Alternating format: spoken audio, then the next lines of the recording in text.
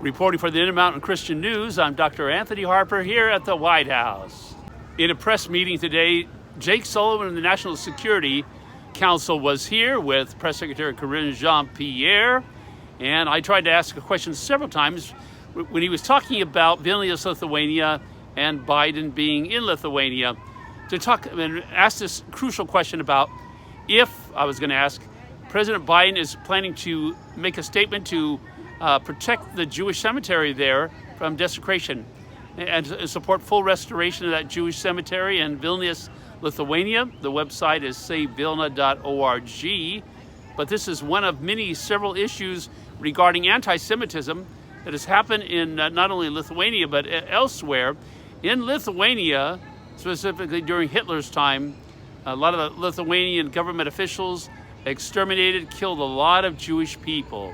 So check out the website for the history about that Jewish cemetery, savevilna.org. But I did go up to the press secretary's office area and to ask her press people, her assistants there, a very key question regarding anti-Semitism. And that was, in light of President Biden's starting and developing a task force combating anti-Semitism, what are his reasons for having an anti-Semitic organization, C.A.I.R, on that task force combating anti-Semitism? And by the way, C.A.I.R is the Council on American Islamic Relations. Also asking for the reasons why he has that he's funding anti-Semitic organizations like Palestinian Authority, the UN agency UNRWA, and UNESCO. But no response from the press secretary or her staff on that matter, key issues of anti-Semitism. Included with that question, I did ask also about his reasons for starting support for Iran and not condemning BDS. So these are very key issues regarding anti-Semitism, very comprehensive issues that need to be addressed. I'm still waiting for an answer from the press secretary. She refuses to call upon me in press meetings or to meet with me regarding our Jewish and Christian audience questions.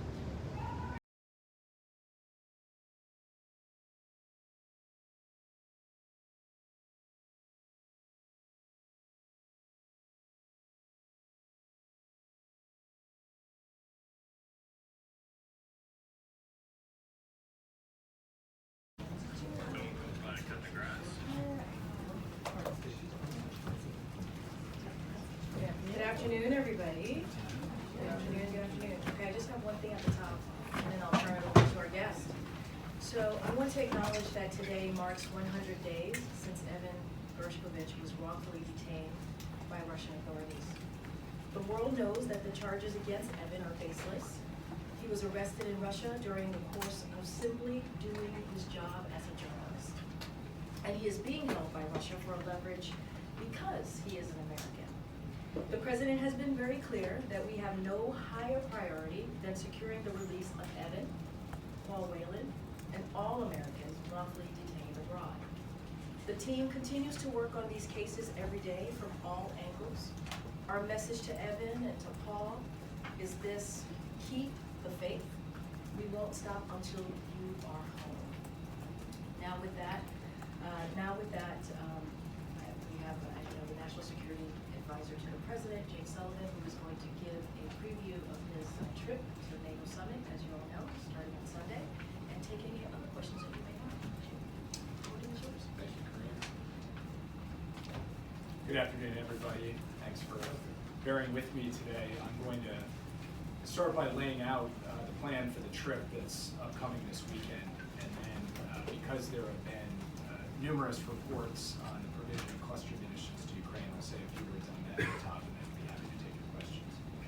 President Biden said on day one of his administration that the United States would revitalize our alliances and re-engage with the world to meet the great challenges of our time. And on Sunday, the president will depart for his next major trip overseas at a time when we have indeed regained our global standing as a strong and trusted partner for peace, progress, and security. This trip will reflect that progress, and it will showcase the President's leadership on the world stage. First, the President will travel to the United Kingdom. While in London, he will meet with King Charles at Windsor Castle and engage with a forum that will focus on mobilizing climate finance, especially bringing private finance off the sidelines for clean energy deployment and adaptation in developing countries. He will also meet with Prime Minister Sunak to consult on a range of bilateral and global issues. Next, the President will travel to Vilnius, Lithuania to attend the NATO summit. This will take place against the backdrop of Russia's continuing brutal war against Ukraine. He will hold a bilateral meeting with Lithuanian President Nausėda. He will then meet with all of the NATO leaders at the summit, as well as a number of NATO partners from Europe and from the Indo-Pacific. They will discuss a range of subjects, from strengthening NATO's eastern flank to modernizing NATO's deterrence and defense capabilities. Thanks in large part to President Biden's leadership, NATO is stronger, more energized, and more united than ever. NATO is also larger than ever, with Finland having joined the alliance and Sweden soon to follow. This is important for the security and safety of the American people, because a strong NATO makes the United States and the entire world more safe and more secure. At the summit, the President and our allies will demonstrate our unity and resolve in support of Ukraine. When President Putin launched this war, he expected that Western unity would fracture, that NATO would break, that our support to Ukraine would wither over time. He was wrong. The United States has built a coalition of dozens of countries, from Europe to the Middle East to the Indo-Pacific, to help Ukraine defend against Russian aggression. And we have mobilized the security assistance Ukraine needs, including by facilitating contributions from partners and allies around the world, so that Ukraine is in the best possible position to succeed on the battlefield. We continue to stand with the people of Ukraine as they defend their sovereignty, their freedom, and their democracy. After the summit, President Biden will give a significant address in Vilnius that evening, Wednesday evening, about his vision of a strong, confident America flanked by strong, confident allies and partners taking on the significant challenges of our time, from Russia's aggression in Ukraine to the climate crisis. Finally, the President will travel to Helsinki, Finland, where he will meet with the President of Finland, Niinistö, and participate in a U.S. Nordic Leaders Summit. In these meetings, the President will advance our close cooperation with the Nordic countries on shared regional security objectives, along with shared efforts on technology, health, climate, and clean energy.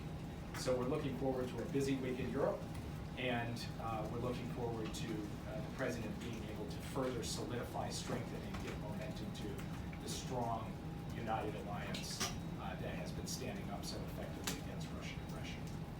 As I mentioned, because we've seen all of these reports on the provision of cluster munitions to Ukraine, I will leave it to the Pentagon to make a formal announcement later this afternoon for the next drawdown package, and to go into the details of that drawdown package and the specifics on the types of munitions being provided. But I will use this opportunity here today to make a few points. First, we base our security assistance decision on Ukraine's needs on the ground. And Ukraine needs artillery to sustain its offensive and defensive operations. Artillery is at the core of this conflict. Ukraine is firing thousands of rounds a day to defend against Russian efforts to advance, and also to support its own efforts to retake its sovereign territory. We have provided Ukraine with a historic amount of unitary artillery rounds, and we are ramping up domestic production of these rounds. We've already seen substantial increases in production, but this process will continue to take time, and it will be critical to provide Ukraine with a bridge of supplies while our domestic production is ramped up. We will not leave Ukraine defenseless at any point in this conflict, period. Second, Russia has been using cluster munitions since the start of this war to attack Ukraine. Russia's been using cluster munitions with high dud, or failure rates, of between 30 and 40%. In this environment, Ukraine has been requesting cluster munitions in order to defend its own sovereign territory. The cluster munitions that we would provide have dud rates far below what Russia is providing, not higher than 2.5%. And third, we are closely coordinating with Ukraine as it has requested these munitions. Ukraine is committed to post-conflict demining efforts to mitigate any potential harm to civilians, and this will be necessary regardless of whether the United States provides these munitions or not, because of Russia's widespread use of cluster munitions. We will have to continue to assist Ukraine with demining efforts no matter what, given the significant use of cluster munitions already perpetrated by Russia. So the bottom line is this. We recognize that cluster munitions create a risk of civilian harm from unexploded ordnance. This is why we've deferred the decision for as long as we could. But there is also a massive risk of civilian harm if Russian troops and tanks roll over Ukrainian positions and take more Ukrainian territory and subjugate more Ukrainian civilians because Ukraine does not have enough artillery. That is intolerable to us. Ukraine would not be using these munitions in some foreign land. This is their country they're defending. These are their citizens they're protecting. And they are motivated to use any weapon system they have in a way that minimizes risks to those citizens.